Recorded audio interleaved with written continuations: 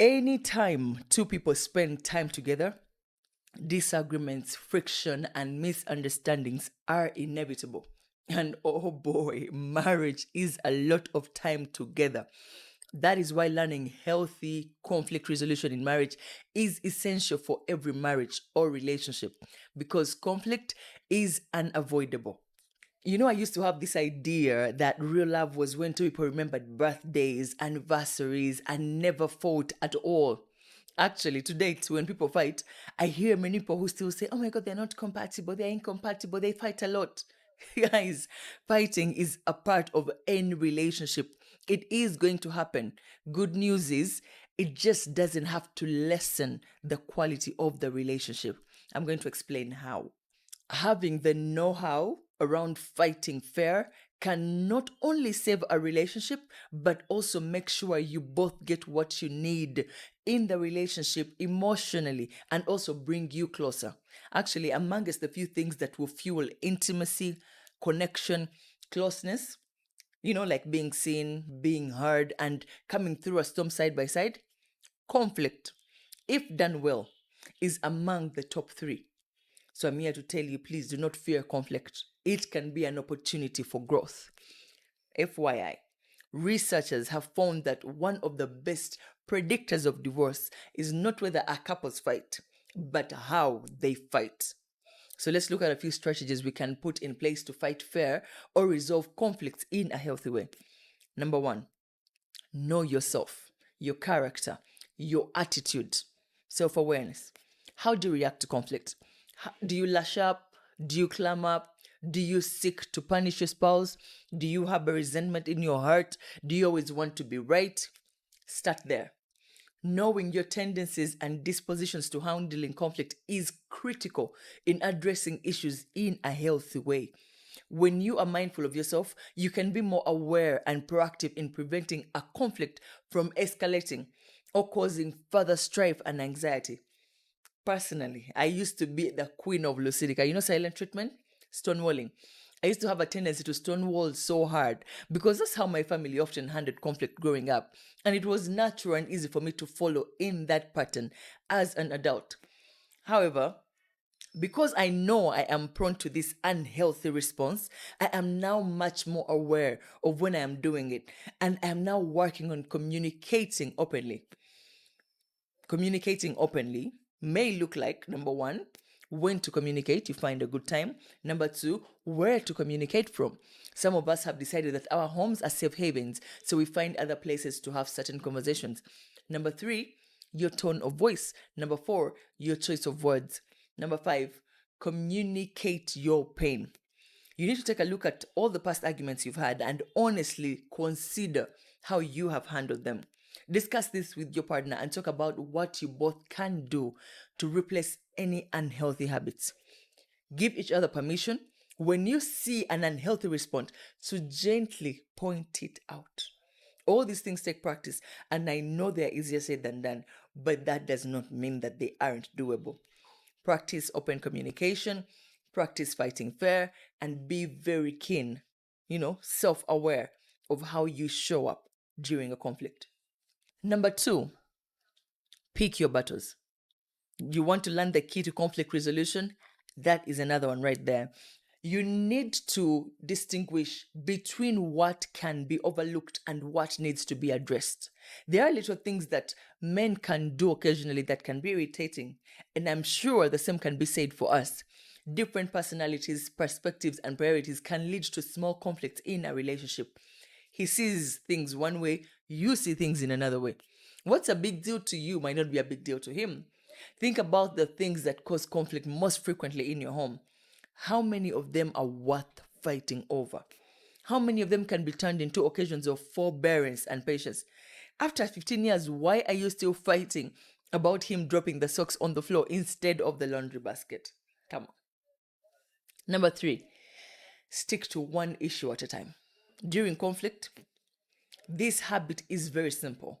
When discussing a conflict with your spouse, resist the temptation to bring up a bunch of other grievances.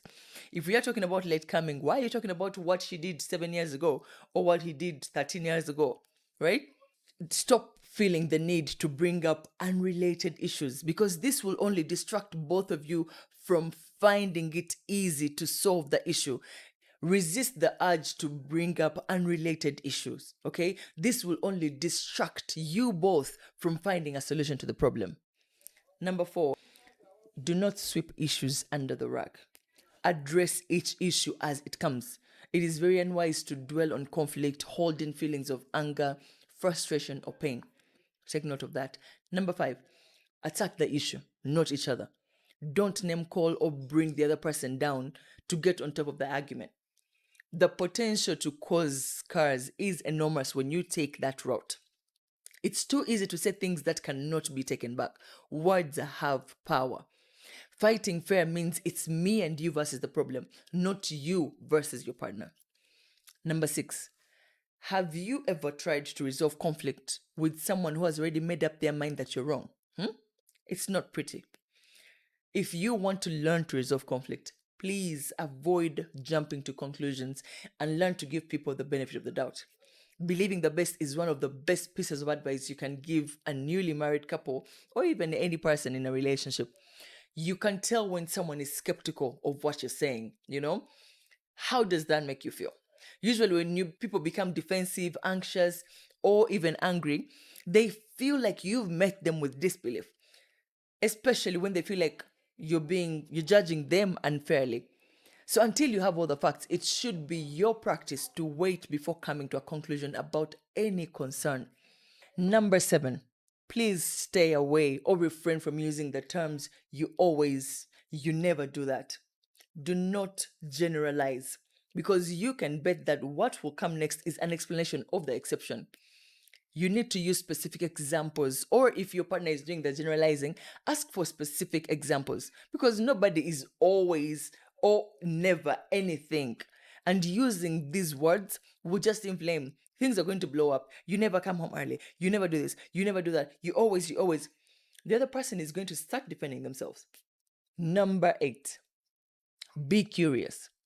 Ask for more details. It's tempting to launch into a defense when there is a hint of attack, but this is rarely helpful and usually escalates the argument. It also means that while the other person is speaking, you are probably formulating your response rather than listening. Slow things down and ask for details. This shows that you are open to getting things sorted out. Number 9, if you're wrong, apologize. Be humble. Be honest. Full stop. Number 10, if you're going round in circles, just stop. That is a sign right there to just stop. Circles become vicious ones before you know it. If you and your partner are repeating the same things over and over again, you're stuck in a loop. People repeat these things because they don't feel hard. So slow things down. Communicate to your partner your understanding of their side of things. Then hopefully they will slow down to hear yours. If you're the one who isn't feeling hard, try finding a different way to say it and check you aren't too much on the attack. You have nothing to lose. Cycles are breeders and they tend to make uglier ones. Stop them before they spin out of control. Number 11, please establish boundaries. Okay, everyone deserves to be treated with respect, even during an argument. If your partner swears at you, calls you names, or ridicules you, tell them to stop. If they don't, walk away, take some time out. Communicate that you don't want to continue arguing right now until they can treat you with the respect that you deserve. Number 12, please don't downplay the issue. For an issue to be an issue, it takes one of you to believe that it is. You don't need to agree, but you do need to listen. Let your partner know you've heard them and that you understand. People don't stop feeling a certain way just because they are told to stop. It would be nice if it were that simple though. But if an issue is ignored, it won't go away. Needs always push for completion. It's just the way it is. So if feelings or needs aren't resolved, they'll come out through other topics. You see, that very argument about being 10 minutes late to dinner isn't really about dinner. Okay? Those issues sometimes have an underlying issue. Sometimes all it takes is validation or acknowledgement. I know how important this is to you. I'm just really stuck with what to do about it, etc. Simple acknowledgement can go a long way. Number 13, identify a solution. After you've both had a chance to discuss the situation at hand, it's time to identify what a satisfactory resolution might be and how to get there. Ideally, by this point, both parties will understand the other person's side, and oftentimes the conflict will be resolved just through facilitated open dialogue. Please don't leave before you negotiate a reasonable solution that works for both of you. Now, this phase can require some maturity and effort, as it requires both partners to set aside their differences and preferences and find some common ground to work towards, which may involve not getting everything they want out of the situation, but it is the way to go. Number 14, find the real emotion beneath the anger. In most cases, anger is a secondary emotion, all right? It never exists on its own and always has another emotion beneath it. The common culprits are usually sadness, hurt, insecurity, jealousy, or frustration. If you can notice the real emotion, you'll have a better chance of responding to the real issue. Number 15, don't turn your back, look away, or pretend you're doing something important while your partner is spilling himself or herself to you. You might miss something important that clues you in on what's really bothering them. Number 16, please compromise when possible. Compromise is a major part of conflict resolution and any successful relationship, but it can be hard to actually achieve. Take turns making decisions about the things, like, for example, what should we eat for dinner? Okay, let's find a middle ground that allows both of us to feel satisfied with the outcome. You can't be the only one getting your way. That's not fair. And please note, atsewa compromise wezikoma, okay? Don't mistake compromise for sacrifice. Please don't compromise if the issue forces you to compromise your values, your morals, your beliefs. It's important that you stress your position. Only compromise if it is appropriate. And by the way, we are allowed to agree to disagree. This is my last strategy to conflict resolution. Let's imagine you and your partner have talked an issue to death. You've made your case, they've made theirs. So you say the words, all right, you know what? Let's agree to disagree. Seems like a good idea. It's clearly a happier alternative to escalating the emotions and raising the level to a heated, regrettable argument. To protect your relationship from unresolved hurt, frustration, and resentment, agreeing to disagree is an actual communication skill. More a process of acceptance, validation, and growth than a one-off solution to avoiding an argument. So in essence, allowing room for a standing disagreement means that you and your partner acknowledge that a long-term relationship comes with inevitable differences. You may have tried to manage these differences of opinions, beliefs, ideas that have evolved throughout the course of your relationship. So learning to productively take all of that in, accept it, then willingly accommodate each other is a big deal. This is how agreeing to disagree deserves time, consideration, so that communication remains intact and respect remains a priority. Now, what does it take to do all of this well? I need you to consider the following. Number 1, learn to respond rather than react. Number 2, more awareness, less reaction. I would like to ask you right now, what is your automatic reaction to your spouse's unwillingness to agree with you? Do you fight to be hard, to fight to get your way? Do you ever examine your emotions? Okay, are you feeling rejected? Are you feeling abandoned? Why do you feel attacked or dismissed? If you agree to disagree and subsequently resent your partner, you're doing your relationship a disservice. Often, disagreement triggers feelings of disrespect or even panic for couples. So if you find your reaction to your disagreement is an overreaction marked by extreme negativity, sharp commentary, or strong offense, something else is going on. Check that. Despite your initial instinct to defend your position, it's important to remember that your partner is not your enemy. Sometimes becoming more mindful is enough to help you feel and act less defensively. Concede that you and your partner are not the same person. Allow that you don't need to be. Slow down. Your conclusions and judgments regarding your partner's perspective. Slow down. Listen closely. This is not just an effort to understand your partner on a cognitive or objective level. Instead, you try to slow down your own criticisms or urge to debate in order to mindfully appreciate your partner's perspective. Why do we do this? Because he or she is your partner. Your relationship comes before the discord. compassionately understanding each other is not dependent on always sharing the same viewpoints, biases, or concerns.